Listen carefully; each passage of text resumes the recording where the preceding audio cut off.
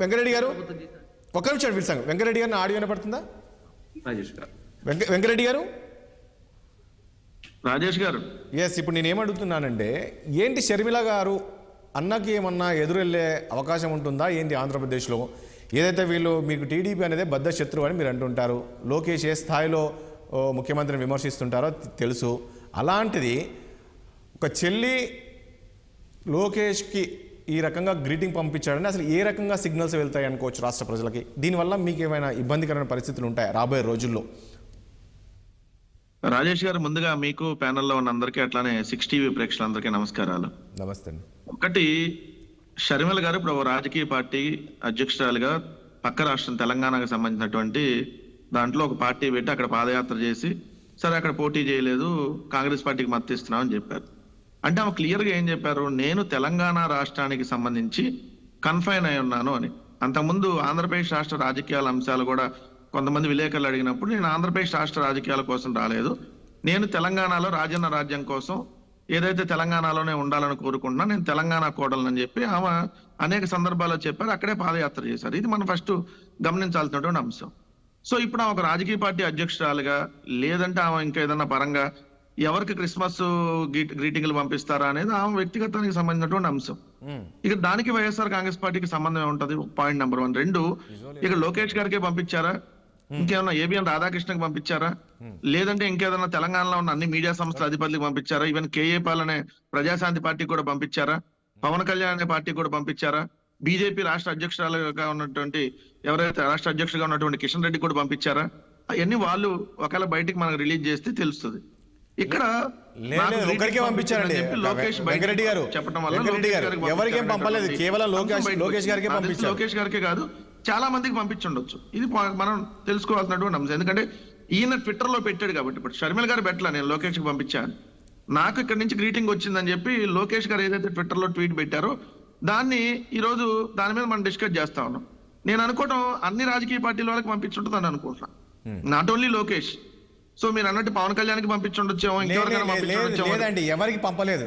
క్లారిటీగా నేను చెప్తాను. నేనేమంటున్నాను, సరే నేను ఒక విషయం అండి, ఎవరికి పంపినా ఎవ్రీ ఇయర్ మీరు అన్నట్లు యాజ్ అందరికి పంపినట్లు ఈ రోజు కూడా ఈ ఇయర్ కూడా అలాగే పంపింటే ఇది డిస్కస్ చేయాల్సిన అవసరం లేదు. ఎప్పుడు పంపని షర్మిల ఈసారి లోకేష్ పంపడాన్నే కదా మనం చర్చించుకోవాల్సిన అవసరం. రాజకీయాల్లో ఉన్నారు కాబట్టి ఖచ్చితంగా ఇలాంటి అంశాలు వచ్చినప్పుడు ఖచ్చితంగా చర్చకు వస్తాయి. ఇప్పుడు ఎప్పుడు పంపనటువంటి షర్మిల గారు పంపారు అనేది ఎవరు చెప్పారు? ఇప్పుడు లోకేష్ అనే అతను ట్విట్టర్ లో ట్వీట్ పెట్టడం వల్ల మనం డిస్కస్ చేస్తున్నాం. అదే కిషన్ రెడ్డి గారు కూడా నాకు కూడా పంపిందని ఆయన కూడా పెట్టాడు అనుకోండి, అదొక డిస్కషన్ వచ్చేదా? లేదు రేవంత్ రెడ్డి కూడా పంపించుంటే అదొక డిస్కషనా అయ్యేది? అప్పుడు మరి కాంగ్రెస్ పార్టీకి పంపించినా, బీజేపీకి పంపించినా, లేదంటే ఇంకో పార్టీలకు పంపించినా, అది వాళ్ళు బయటకు మనకు తెలియజేస్తే, ఇప్పుడు నాకు ఒకళ్ళు పంపిస్తే నేను పలానా వాళ్ళు పంపించారని చెప్పి నేను బయట పెడితే తప్ప తెలియదు కదా. ఎందుకంటే అవతల వాళ్ళు నేను పంపానని చెప్పలా.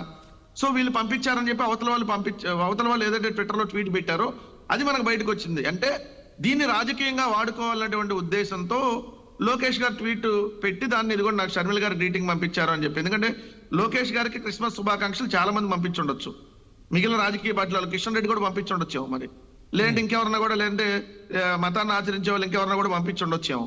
మరి వాళ్ళందరినీ బయట పెట్టకుండా ఇది ఎందుకు బయట పెట్టారంటే మైండ్ గేమ్. అంటే ఇక్కడ షర్మిల గారు నాకు గ్రీటింగ్ పంపించారు చూడండి. సో ఇక్కడ ఏదో ఒక పెద్ద డిస్కషన్ చేసేసి మన పీకే కలిశాడు, ఇప్పుడు షర్మిల గారు నాకు గ్రీటింగ్ పంపించారని చెప్పి రాజకీయంగా వాడుకునేటటువంటి ఉద్దేశంతో పంపింది. ఇది పొలిటికల్ గా పంపింది కాదు కదా, ఆమె క్రిస్మస్ శుభాకాంక్షలు తెలుగుతో పంపింది. దీన్ని మీరు ట్విట్టర్లో దాన్ని షేర్ చేయాల్సినటువంటి అంశం ఏముంది? అది రాజకీయ అంశం కాదు కదా. కానీ మీరు దాన్ని బయటకు తీసుకొని వచ్చారంటే ఇది ఒక పొలిటికల్ ఎజెండాగా దాన్ని తీసుకెళ్లాలనేటువంటి అంశం తెలుగుదేశం పార్టీ చేస్తుందనేది ఇక్కడ స్పష్టం. ఇంకొక అంశం నేను ఇక్కడ స్పష్టంగా చెప్పదలుచుకున్నా. సరే ఆమె ఎవరికి పంపుతారనేది ఇప్పుడు మాకు సంబంధించినటువంటి అంశం కాదు కదా. మాకు సంబంధించిన అంశం వైఎస్ఆర్ కాంగ్రెస్ పార్టీలో లేరు. వైఎస్ఆర్ కాంగ్రెస్ ముఖ్యమంత్రి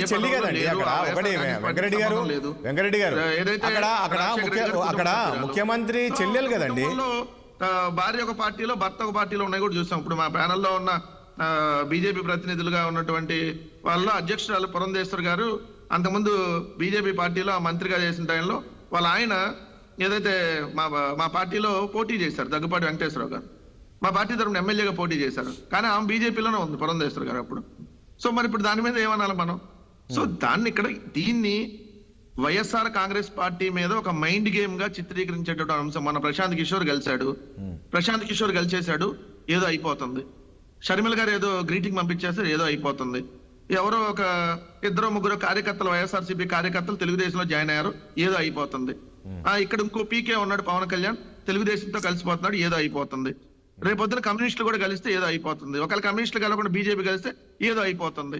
అంటే వైఎస్ఆర్ కాంగ్రెస్ పార్టీని ఎదుర్కోవడానికి ఇదిగో మేము ఇంతమంది వస్తున్నాం, ఇంతమంది కలిసి వస్తున్నాం అని అంటే ఏదో అయిపోతుందని చూపించేటటువంటి ప్రక్రియగా దీన్ని భావించాలి తప్ప అందుకంటే వేరే ఏముంటుందని నేను అంటున్నా. ఒకటైతే క్లియర్ గా చెప్పదలుచుకుంది ఏంటి, వైఎస్ఆర్ కాంగ్రెస్ పార్టీ అన్నిటికీ ప్రిపేర్ అయ్యి ఉంది. ఇంకా రకరకాల మైండ్ గేమ్లు వాళ్ళు ఆడతారు. ఎందుకంటే నిన్నటి దాకా ఇదే తెలుగుదేశం పార్టీ మీడియా 2 రకాల వర్షన్లు చూపించింది. ఒకటేంటి, చెల్లిని వదిలేశాడు అంది ఫస్ట్. మళ్ళీ ఇదే చెల్లి చేత పార్టీ పెట్టించాడు, కేసీఆర్ కు అనుకూలంగా పెట్టించాడు అని చెప్పి అదే ఎల్లో మీడియా రాసింది. దీని రెండిట్లో దేని మీద విశ్లేషణ చేద్దాం మనం? నిన్నగాక మొన్న అదే ఎల్లో మీడియాకి సంబంధించినటువంటి కొన్ని యూట్యూబ్ ఛానల్స్ లో షర్మిల గారు కడప నుంచి ఏదో పోటీ చేస్తున్నారు, విజయమ్మ గారు ఏదో కమలాపురం నుంచి పోటీ చేస్తున్నారు, వాళ్ళే రాశారు. వైఎస్ఆర్ కాంగ్రెస్ పార్టీకి సంబంధం లేదు, వాళ్ళే టికెట్లు అనౌన్స్ చేశారు అక్కడ. మళ్ళీ చెల్లినను తల్లిని తెచ్చేసుకున్నాడు జగన్మోహన్ రెడ్డి గారు, సో వాళ్ళ చేత పోటీ చేపిచ్చేస్తున్నారని చెప్పి వాళ్ళే రాశారు.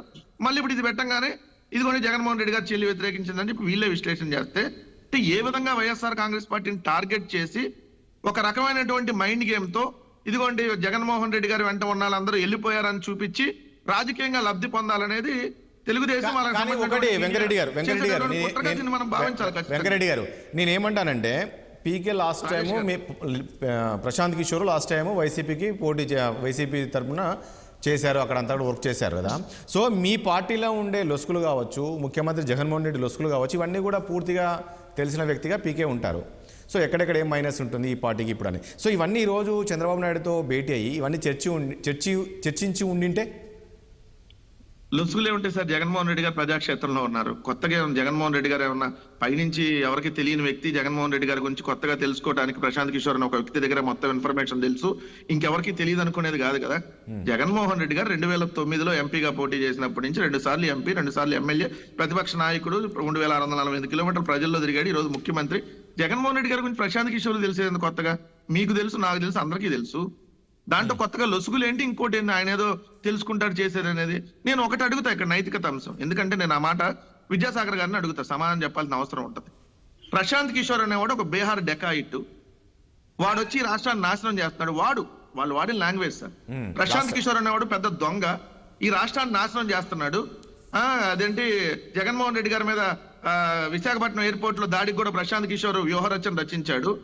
2 గొడ్డల పొట్టుకు కూడా ప్రశాంత్ కిషోర్ వ్యూహరచన రచించాడు. సో అక్కడ బీహార్ లో ఆమె ఎవరు మమతా బెనర్జీకి ఏదో దెబ్బ తగిలింది కాబట్టి ఆయనే వ్యూహరచన రచించాడు. ఈ దేశాన్ని సర్వనాశనం చేసేటటువంటి వ్యక్తి అని చెప్పి మాట్లాడింది ఇదే చంద్రబాబు నాయుడు గారు కదా, ఇదే లోకేష్ కదా, అదే ఎల్లో మీడియా కదా. మరి అదే ప్రశాంత్ కిషోర్ మీరు ఎట్ట తెచ్చుకొని సలహాలు అడుగుతున్నారు? అంటే ఆ బీహార్ డెకాయిట్ ఈ రోజు ఏమన్నా పుణ్యాత్ముడు అయిపోయాడా? ఆ బీహార్ డెకాయిట్ తీసుకొని మీరు కూడా ఇటువంటి వ్యూహాలు రచించడానికి రేపొద్దున తెచ్చుకుంటున్నారా? ఎవరైనా ఒక పార్టీకి ఒక వ్యూహకర్త ఉంటాడు సార్, నాకు తెలిసి 20 మందిని పెట్టుకోరు. ఏమైనా జరుగుతాయి కదా. ఇప్పుడు ఒకటి వెంకటరెడ్డి గారు రాజకీయాల్లో ఏదైనా జరుగుతాయండి. రాజకీయాల్లో వ్యూహకర్తను ఎందుకు తెచ్చుకుంటున్నారు అంటే ఇక్కడ పీకే ప్రశాంత్, ఇక్కడ పవన్ కళ్యాణ్ పీకిందేమీ లేదు, కొత్తగా ఇంకో బీహార్ నుంచి వచ్చి పీకేదేమీ లేదు. వీళ్ళు ఎంతమంది కలిసినా జగన్మోహన్ రెడ్డి గారి అధికారాన్ని పీకేదేమీ లేదు. కానీ ఒకటైతే స్పష్టం సార్, ప్రశాంత్ కిషోర్ మంచోడా చెడ్డాడా దానికి సమాధానం చెప్పమనండి. ఆ రోజు బీహార్ డెకాయిట్, ఈ రోజు బీహార్ డెకాయిట్ కాదా? విద్యాసాగర్ గారు, ఆ రోజు ప్రశాంత్ కిషోర్ వల్ల రాష్ట్రం సర్వనాశనం అయిపోతే ఈ రోజు మీ సర్వనాశనం కాదా? ఇందా విద్యాసాగర్ గారు చెప్తున్నారు ఉచితాల వల్ల అడుక్కు తింటుందని చెప్పి ఇదే ప్రశాంత్ కిషోర్ మాట్లాడాడంట. మీరే కదా ఉచితంగా బస్సుల్లో ప్రయాణం ఇస్తాం, మహిళలకు నెల 1500 2000 ఇస్తాం, ఆ సిలిండర్లు ఇస్తాం, ఇస్తాం, ఉచితాలు అనౌన్స్ చేస్తుంది మీరు కదా. మరి దానివల్ల సర్వనాశనం అవుతుందని చెప్పి పీకే చెప్పట్లేదు. అంటే వైఎస్ఆర్ కాంగ్రెస్ పార్టీ చేస్తేనేమో ఒకటి, మీకు వ్యూహాలు ఇస్తేనే ఒకటంటే చూసేటటువంటి ప్రజలైతే అమాయకులు కాదు కదా.